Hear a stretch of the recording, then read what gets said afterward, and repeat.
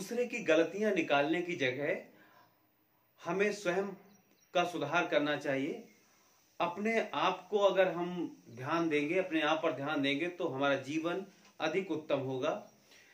मैं उम्र भर यही भूल करता रहा, धूल चेहरे पे थी और आईना साफ करता रहा। नमस्कार, आज हम जानेंगे आरोह भाग 2 काव्यखंड चैप्टर 7 जो तुलसीदास जी के बारे में है। तुलसीदास जी की 2 काव्य रचनाओं के कुछ अंश यहाँ दिए हुए हैं। एक कवितावली के कुछ अंश यहाँ पर हैं जो उत्तरकांड से कवितावली को रचा है उन्होंने, और दूसरी काव्य पंक्तियां हैं लक्ष्मण मूर्छा और राम का विलाप, वहां से ये लंका कांड से ली हुई पंक्तियां हैं। तो इनको शामिल किया गया है जो सीबीएसई बोर्ड एनसीईआरटी की बुक है उसमें। तो चैप्टर 7 में सबसे पहले हम जानते हैं तुलसीदास जी का सामान्य परिचय। तुलसीदास जी का समय जो था, काल था, वह काल है भक्ति काल, सगुण भक्ति शाखा के राम भक्ति शाखा, सगुण राम भक्ति शाखा।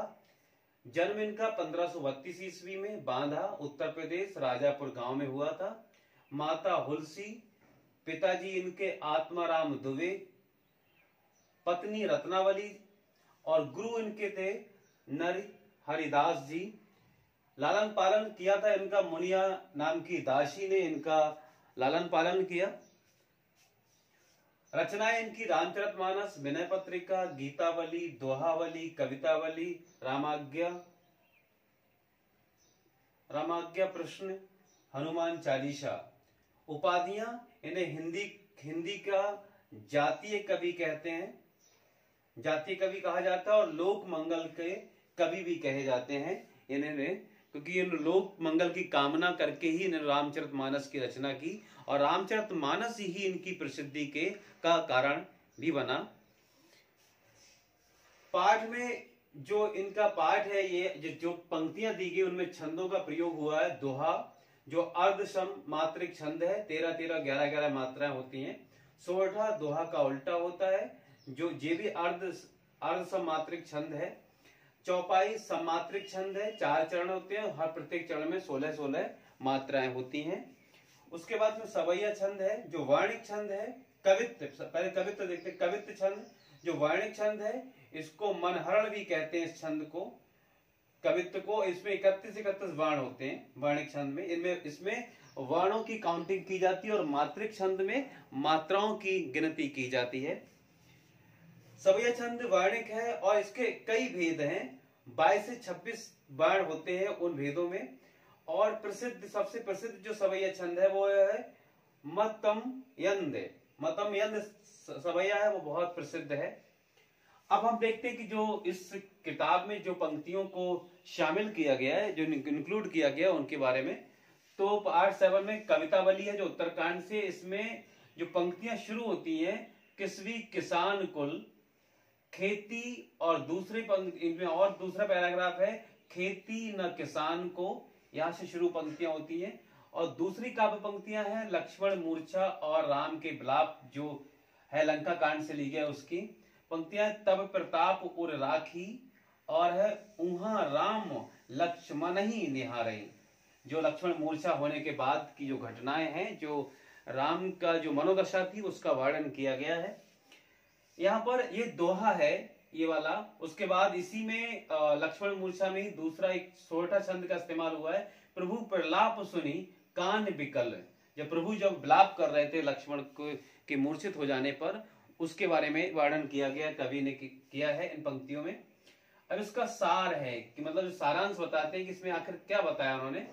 तो संसार उन्होंने बताया कि ऊपर जो है कि संसार के समस्त अच्छे बुरे जो प्रपंच छल कपट जो भी इंसान करता है, वो पेट की आग के लिए करता है, पेट की भूख मिटाने के लिए वो सारे षड्यंत्र और छल प्रपंच करता है। कवि ने इसका वर्णन किया तुलसीदास जी ने उसमें। और समाधान उन्होंने बताया इसका समाधान यही है कि प्रभु राम की भक्ति करो, ईश्वर की शरण में जाओ, तो ये जो छल प्रपंच है इससे मुक्ति मिल सकती है। उसके बाद उन्होंने समाधान राम रूपी मेघ बताया है कि मेघ जब राम रूपी कृपा बादल बरसेगा तो आपकी सारी पेट की आग वो बुझ जाएगी।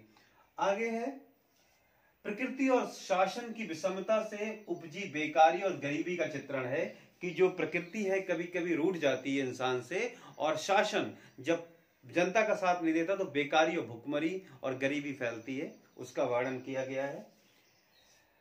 भक्ति की गहनता और भक्त हृदय की का आत्मविश्वास का भी वर्णन है कि भक्ति कितनी गहन होती है और भक्त हृदय कितना आत्मविश्वासी होता है। भक्ति की रचनात्मक भूमिका यहाँ पर दर्शाई गई है। मार्मिक स्तरों का श्रेष्ठ नमूना यहाँ प्रदर्शित किया गया है।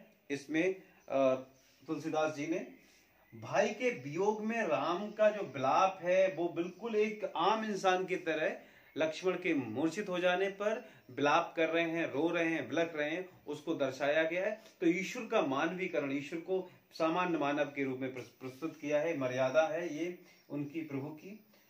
ईश्वरीय प्रेम का मानवीकरण, विलाप में जो विलाप कर रहे हैं उसमें करुण रस है, और संजीवनी लाने में जो हनुमान जी की वीरता है वो वीर रस है।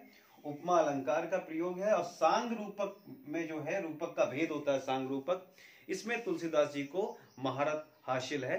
तो ये था सामान्य परिचय तुलसीदास जी का, और उनकी जो रचना है आरोह में चैप्टर 7 में जो भी पंक्तियां हैं उनका संक्षिप्त सार। फिर मिलते हैं अगले चैप्टर के साथ। नमस्कार, धन्यवाद, जय हिंद।